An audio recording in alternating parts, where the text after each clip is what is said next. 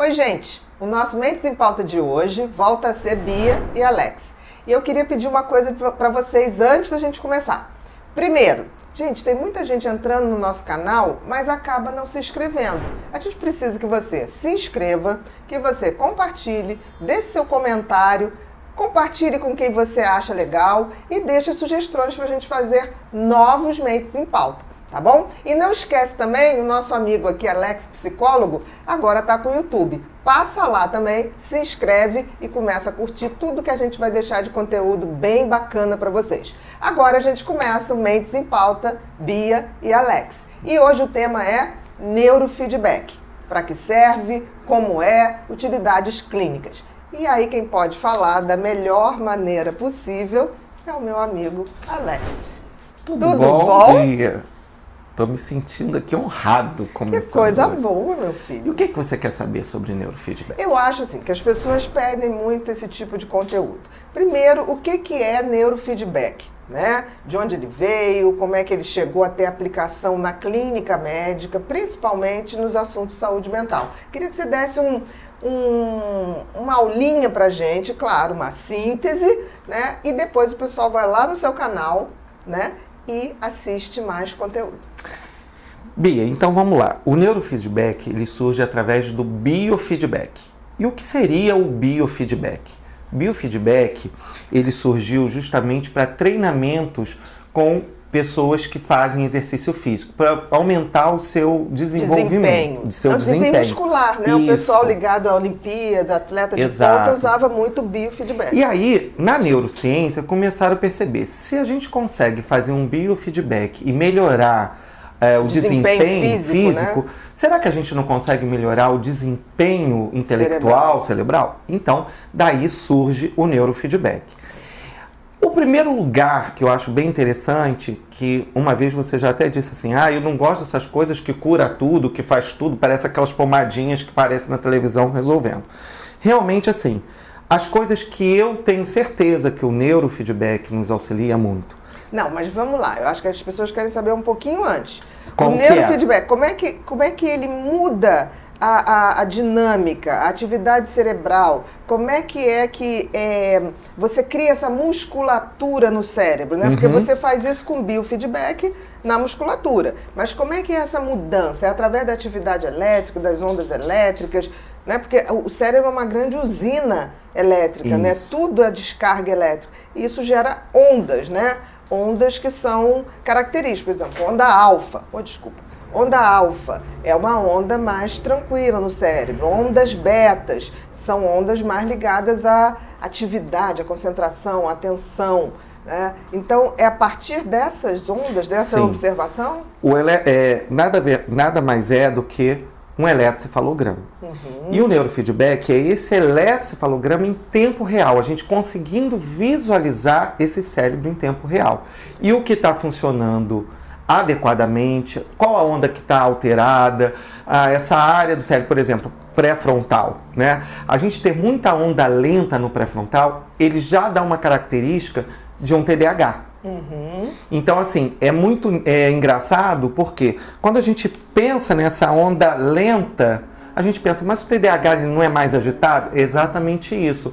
Ele acaba tendo um funcionamento muito mais acelerado por causa dessa onda lenta. Você está falando uma coisa que faz todo sentido. O TDAH é muito mais agitado porque justamente o lobo frontal, né, é o que regula a velocidade da atividade cerebral.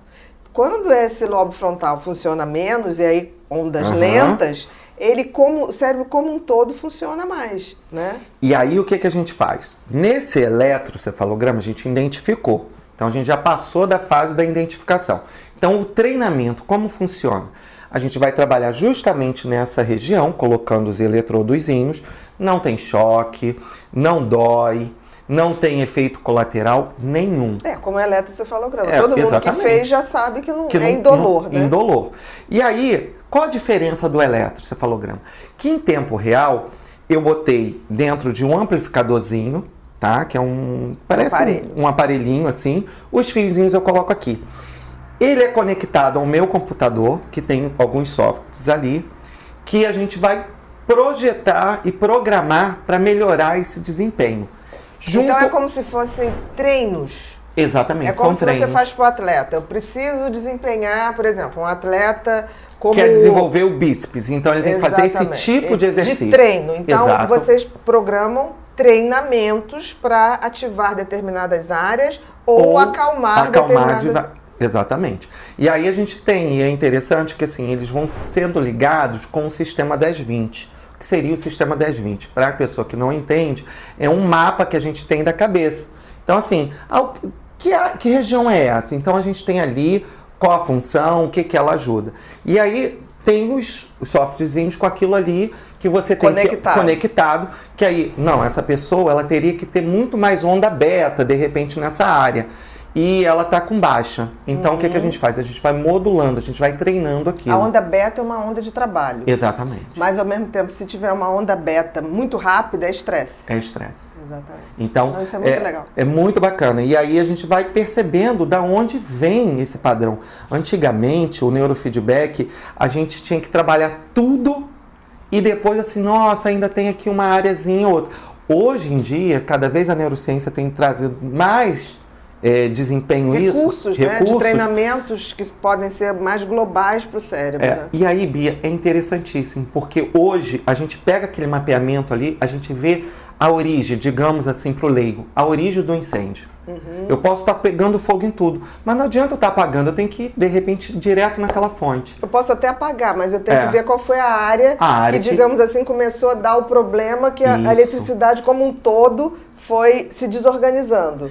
E aí, Bia, é a dinâmica, o lúdico, que eu digo que é um jogo. É prazeroso demais. Então, uma pessoa na nossa idade, eu não vou querer jogar um game, mas de repente até tenho a vontade. Mas uma pessoa na nossa idade, você gosta muito de ler. Então, o que eu faria com você? Eu pegaria um arquivo, Bia, me dá um arquivo de uma coisa que você está lendo em casa. E eu jogo no meu computador, numa tela de televisão, e você fica lendo. Tá, e como que eu vou identificar isso? É só ler ali? Não. Aí, por isso, tem o feedback. Por quê? Você fica com um fone, com uma musiquinha, que é um som bilateral, que também auxilia, tá? E esse som tá ali, você tá lendo e tá escutando aquela musiquinha. De repente, o que acontece muito da gente, se distrai, seu pensamento sai, aquela tela começa a escurecer e o som começa a picotar. Você é obrigado a manter Então você é obrigado. Para atenção. você continuar naquela leitura, você tem que estar ali no foco. Se para você continuar escutando aquela musiquinha, também. Quando você está assistindo uma série... eu já vi muitos pacientes seus, La Casa de Papel. La Casa de Papel. Era um paciente que eu sempre, quando eu entrava... eu acho engraçado, a gente tem uma paciente mais assim, acima dos 60, e ela gosta muito de filme de época. Ótimo. Então, assim, eu tenho acompanhado, coisa que eu nunca fiz, eu acabo acompanhando ali, assistindo aquele filme de época com ela. Então as pessoas podem escolher a forma como elas vão trabalhar. Atenção, concentração. E aí, assim, aquela área específica que a gente quer melhorar, a gente começa o treino.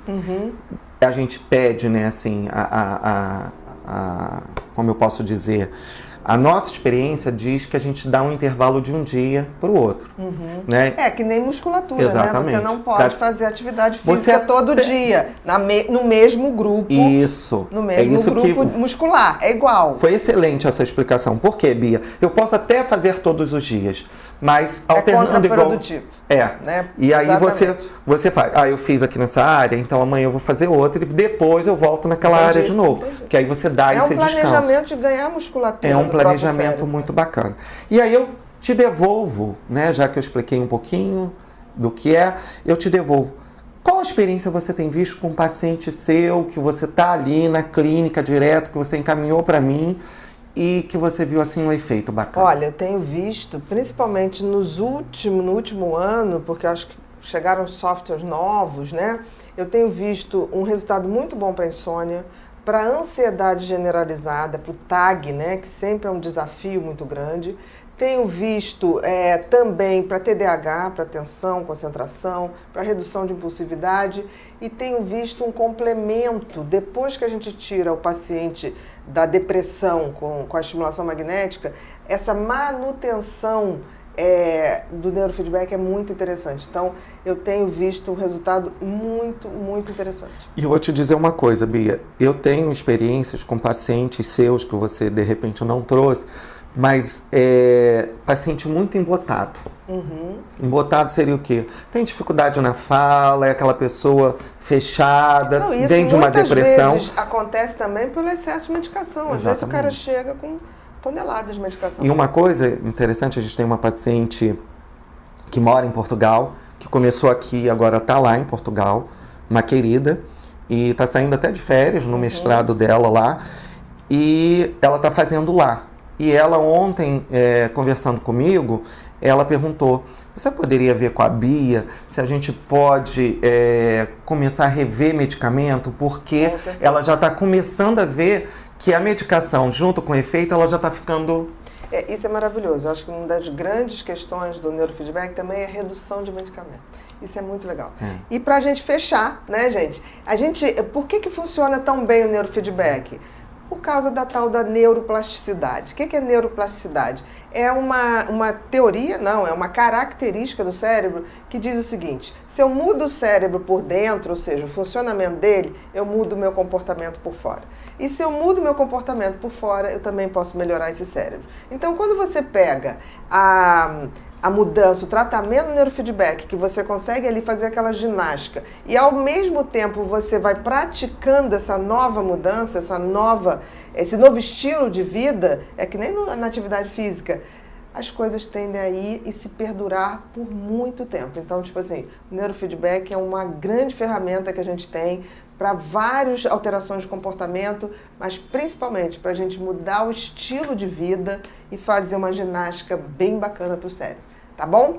Gente, a gente fica por aqui. Até o próximo Mentes em Pauta, Bia e Alex. Não se esqueçam de se inscrever no canal, curtir, comentar, compartilhar com quem vocês gostam e tá sempre por aqui porque a gente sempre vai estar dando muitas e muitas novidades. Acione o sininho também, tá bom?